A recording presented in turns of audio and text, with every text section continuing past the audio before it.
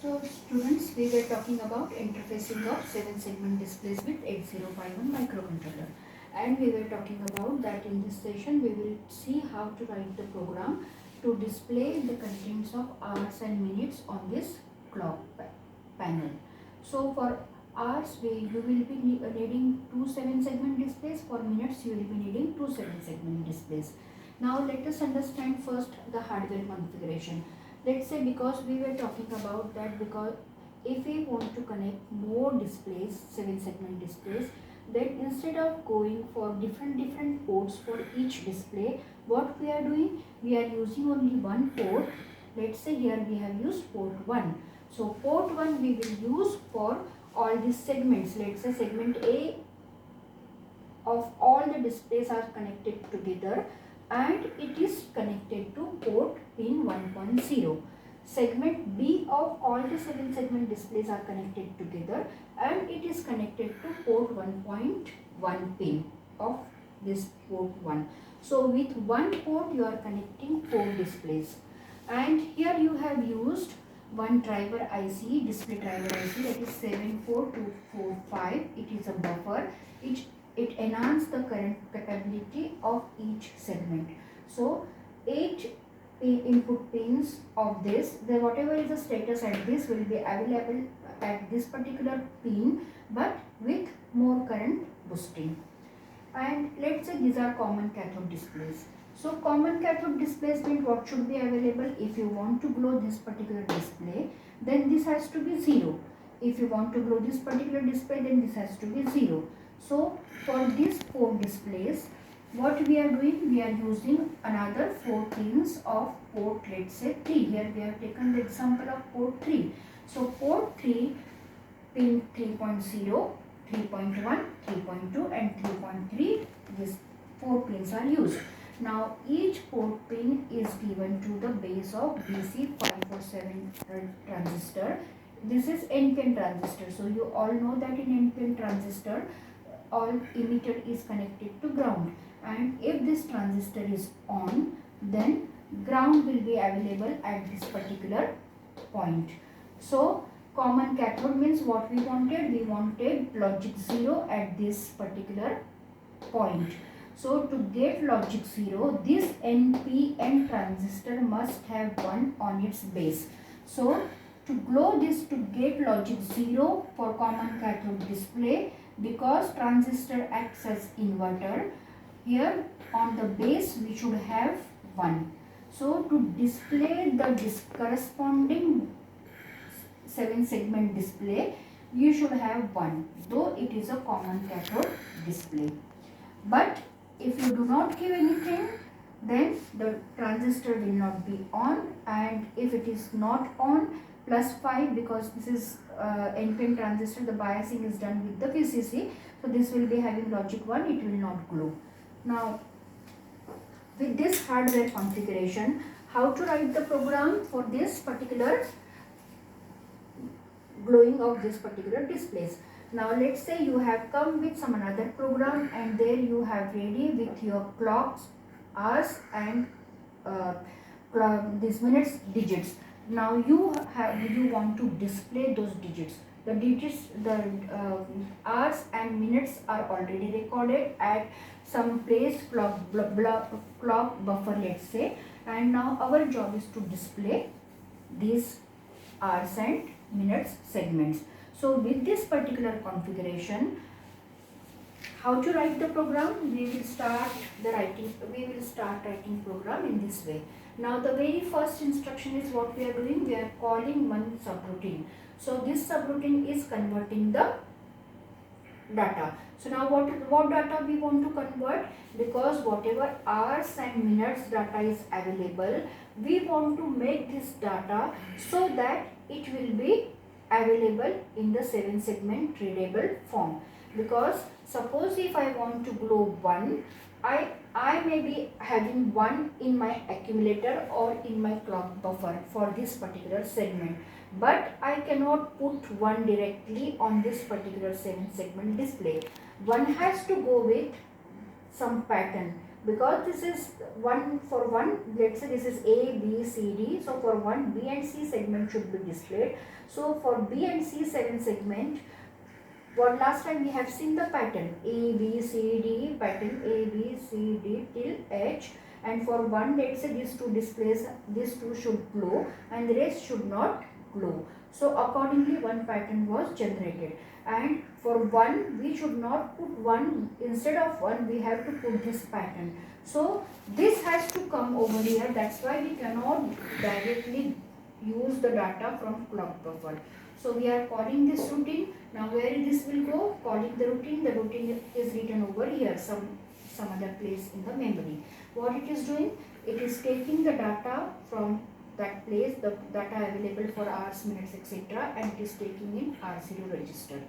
Then what is happening? What you are doing? You have assigned one data as display buffer memory. So here you are storing the pattern of your display. So this is counted, this is pointed out by R1 register. Now what we are doing? We are taking counter as a 4. Why 4? Because we have 4 displays. So R7, here in R7 we have taken 4. Now what we are doing? Whatever is available at R0 memory, that means whatever digit is available of this particular 7 segment displays, that will come into accumulator. Here we are calling one another subroutine because we cannot display this directly. We have to take its corresponding pattern.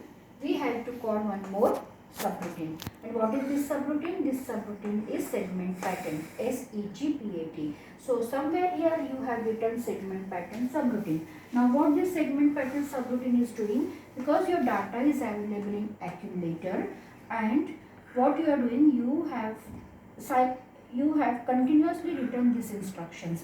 So you know that this is MOVC. You know that what MOVC instruction is doing.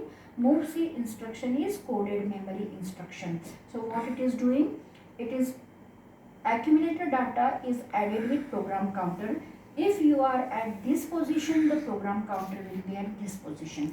If you are at this position, the program counter will be at this position. So what we have done, we have added, here we have incremented accumulator and added with program counter.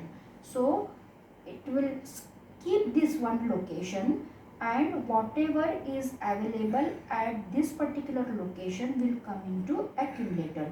And what is available at this is segment, your segment data. So whatever is available, so it will come over here. Let's say if A is having 4, then 4 will be added into PC. So program counter will come at this particular location and the pattern for 4 will be picked up and it will move into accumulator. And once it gets RET routine, it comes out of the subroutine.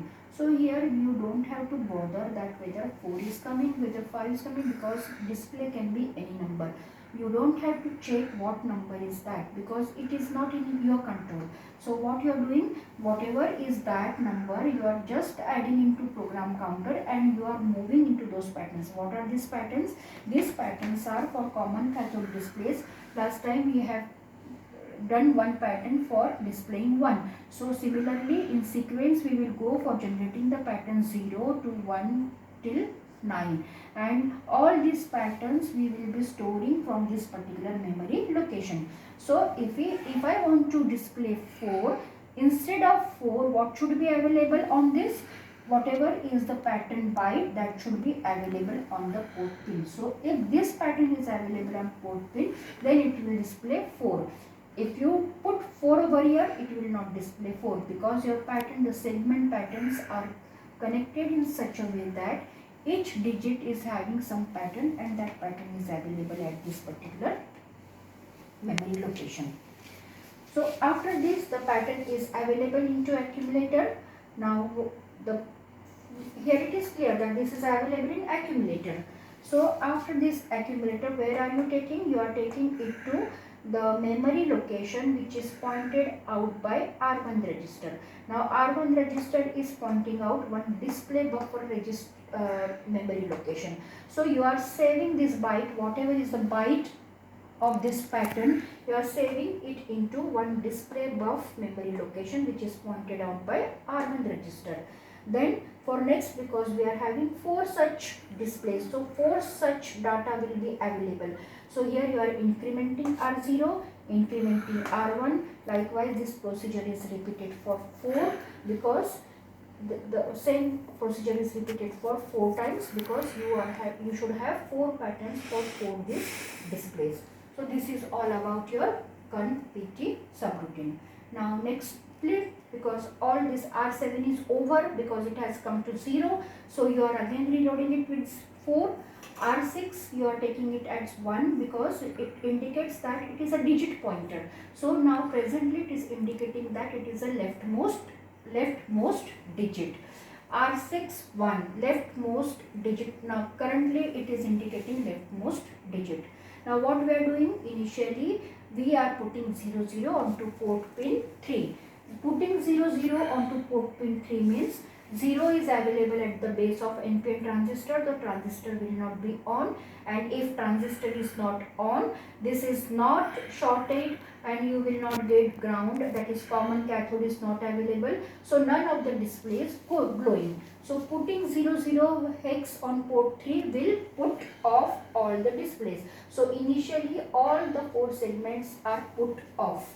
Then we are taking the counter into accumulator. What we are doing, we are adding the counter, adding that data, the 4 data with your display buff -1. Display buff -1 means in display buff you are saving, display buff is for leftmost digit. Then next one will be for next digit, RS plus 1, and the fourth one will be for MS. So because we are taking over here 4 already, we are not going from 0, we are 0 to 3, we are going directly to 4. We have to take here display buff -1. So it is taking the leftmost digit.